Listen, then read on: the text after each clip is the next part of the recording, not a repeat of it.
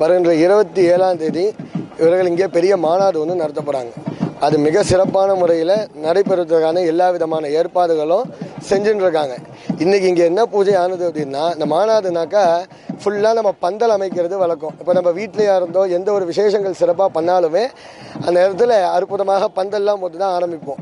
அந்த ஒரு ஃபுல்லாக பந்தல் போடுறதுக்கான ஏற்பாடுகள் நடந்துட்டுருக்கு. அது இல்லாமல் அங்கே மேடையெல்லாம் அமைக்க போகிறாங்க.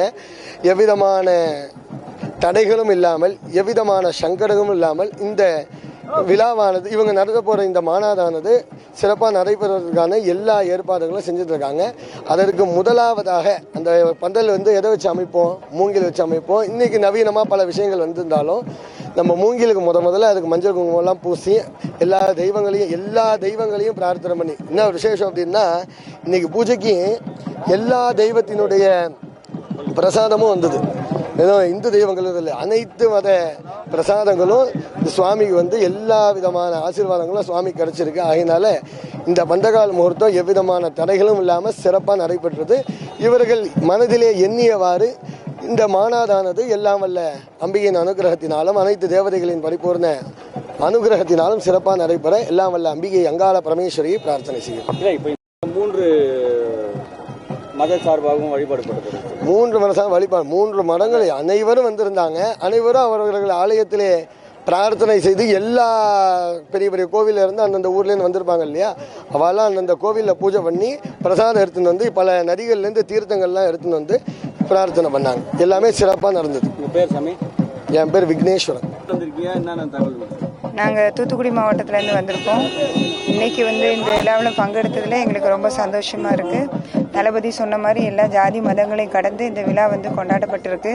இது தளபதியோட பெரிய மாநாடு விஷயமா நாங்கள் பார்க்குறோம். இந்த மாநாடு மென்மேலும் வளர்ச்சி பெற எங்களுடைய மனமார்ந்த வாழ்த்துக்களும் நன்றிகளை தெரிவித்துக் கொள்கிறோம். நாங்கள் தூத்துக்குடி மாவட்ட பொறுப்பாளர். பேர் அஜிதா ஆக்னல்.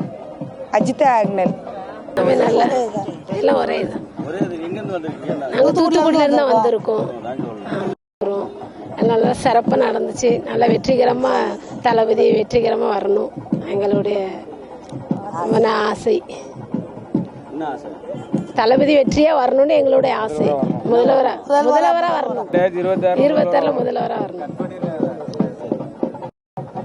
இன்று பந்தலிட விழாவிற்கு நாங்கள் அங்கிருந்து வந்திருக்கோம். தூத்துக்குடி மாவட்டத்திலிருந்து அக்கா தலைமையில், தூத்துக்குடி மாவட்ட பொறுப்பாளர் அக்கா அவர்களின் தலைமையில் அணிதிரண்டு வந்திருக்கிறோம்.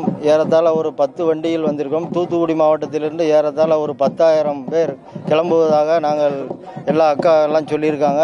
மாநாட்டிற்கு அணிதிரண்டு வருகிறோம். வருங்கால முதல்வராக நாங்கள் 2026 அண்ணன் அவர்களை முதலமைச்சர் ஆக்குவது என்று எங்கள் ஒரு குறிக்கோள். தூத்துக்குடி மாவட்டத்தில் சிறப்பான முறையில் அக்கா வழிநடத்தி கொண்டிருக்கிறார்கள்.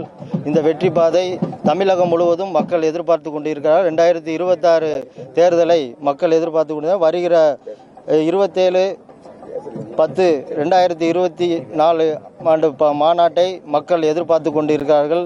தலைவர் அவர்கள் பெரும் இந்தியாவிலேயே இதுவரை பார்க்காத மாநாட்டை தமிழக வெற்றி கழகம் உருவாக்கி கொடுக்கும் என்று இந்த தருணத்தில் தெரிவித்துக் கொள்கிறோம். அக்கா அவர்களின் கரம் போங்க. நாங்கள் தூத்துக்குடி மாவட்டத்தில் அனைத்து மன்றத்தில் இருந்தும் மற்றும் தமிழக வெற்றி கழகத்திலிருந்து அனைத்து தோழர்களும் அணிதிரண்டு வாரீர் என இந்த மாநாட்டின் சிறப்பாக வழிநடத்த அக்கா தலைமையில் வருகிறோம். நன்றி, வணக்கம்.